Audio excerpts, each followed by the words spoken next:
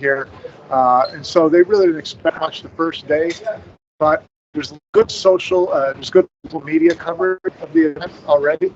And, there is way more seating than they're ever going to fill. But it's, they've got some very nice VIP seating areas. The views of the 3 TV tables are terrific. There's, I'm hoping that they can get, a fair number of people here. But even if they don't the first year, it's a 10-year deal that, you start someplace, you build a little momentum, you get people excited, they watch it on local television, and maybe next year they're a little more excited about coming out here. But we've got a whole week ahead of us, and I'm hoping by the end of the week with the local coverage that it will be, a pretty healthy crowd here. Nice. So let's talk a little bit about the American contingent over there in Saudi Arabia. How many Americans are on the ground in Saudi playing in the World 9-Ball Championship? How many are we looking at? Who's over there? So there are 11 players over here, including SVB, Federer, Gorst, Skylar Woodward, Tyler Steyer, Billy Thorpe, the usual suspects, and then your BJ Usseries, Oscar Dominguez, Hunter Lombardo, Jeremy Soule. So there's 11 Americans here. 6 of them are in action tonight. And the only surprise of the first round, unfortunately, is that Skylar Woodward lost his opening match to Taiwanese player Po Cheng Kuo, 9-5. So that's a little disappointing. The thing going in his favor is that it's a 128-player field, and it's double elimination till the final 64, and then it goes to single elimination. So even with a loss, he's got to go on loser side now and win 2 or 3 matches to get to that final 64. So it's not a huge long road to get back into it, but he's going to have his work cut out for him because 128 field was pretty stout as far as talent. So the loser's bracket's not going to be a whole heck of a lot easier than the winner bracket would have been. Yeah, well, we'll have to keep our eye on Sky. Hopefully he can make his way to the one-loss side in that final 64. In terms of the Americans that are there, obviously the prize money itself was a good draw, but also, the winner of this event should have a pretty significant leg up in terms of the Mosconi and the Reyes Cup. Isn't that right, Mike? Oh, yeah. I mean, this event, this is a game changer for the Mosconi Cup team for U.S., for Europe, the Reyes Cup team for Asia. You're talking about such a huge difference. I mean, first prize here is $250. Fourth prize, third and fourth, is $50,000 each, which is only $10,000 less than Francisco Sanchez-Ruiz made for winning the World Championship last year. So, because points for all these teams are based on prize money earned, anybody who finishes in the top 8 is going to put a significant dent into the players ahead of them, for any of those 3 teams. Nice. Well, so if there's a surprise in the final 8, final 4, it's going to have a big impact. No doubt about it. No doubt about it. So let's talk a little bit about, favorites here in the event. Obviously, you've got Josh Filler, you've got Federer Gorst, you've got Shane Van Boening, the defending champ Francisco Sanchez-Ruiz. Odds-on favorite to win this thing, Mike, in your opinion? Well, I mean, odds-on, it's going to be Josh or Federer or Shane. Those would be the top 3 betting favorites.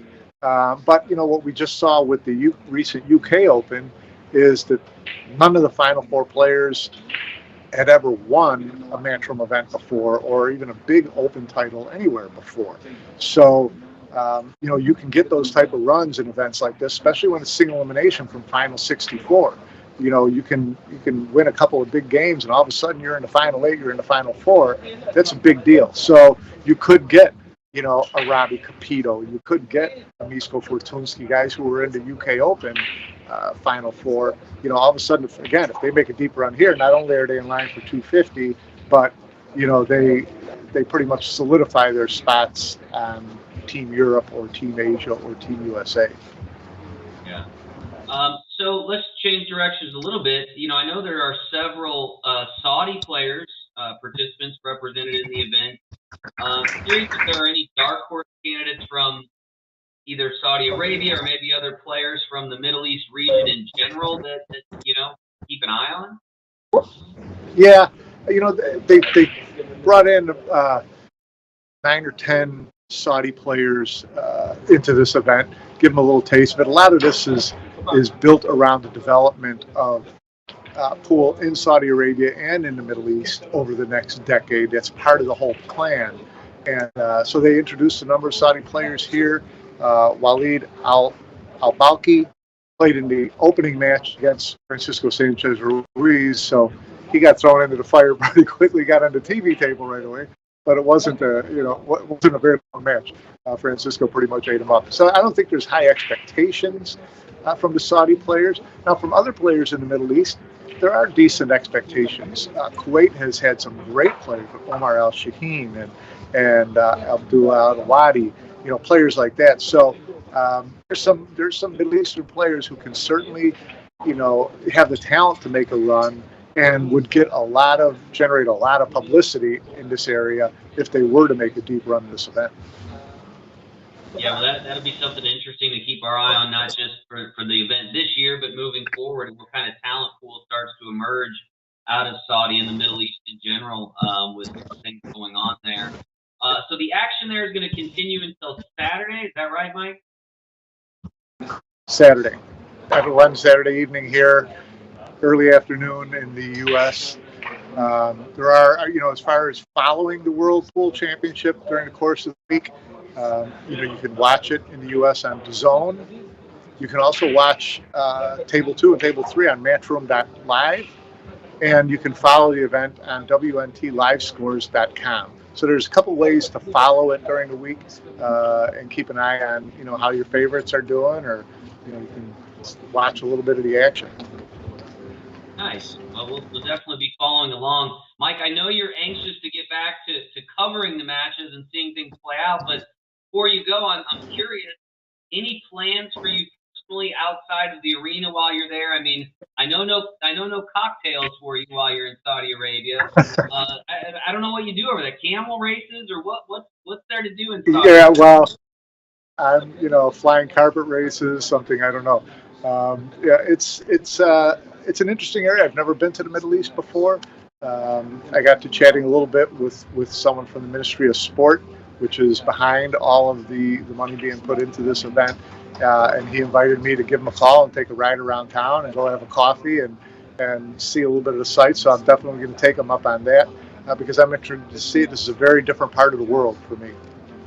Absolutely, absolutely. Well, I hope you get the opportunity to find some personal time while you're there working hard and bringing us all the latest updates. So, Mike, we'll let you get back to the action for now. Appreciate you taking a few minutes. I know we had to work through some technical issues between here and the other side of the world, but glad we got them straightened out, and I hope you enjoy the event, and we look forward to hearing more from you later this week. Thanks. It was worth the wait for sure, and we'll get all that sorted out and keep coming in, popping in with updates as often as you guys want. All right. Sounds good, Mike. Folks, appreciate you joining us this afternoon. We will have continuing coverage of this year's World 9-Ball Championship from Billiards Digest Live later this week. Thanks for tuning in.